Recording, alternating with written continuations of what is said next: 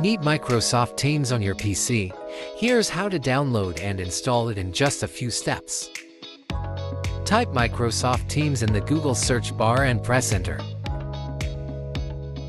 From the search results, look for the official Microsoft Teams download button and click it.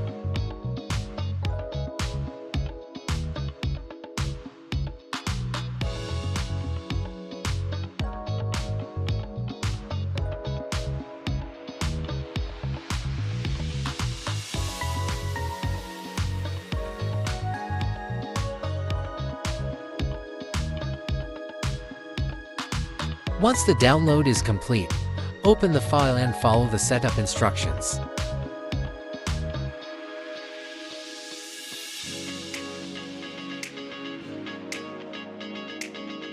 After installation, launch Microsoft Teams and sign in with your account.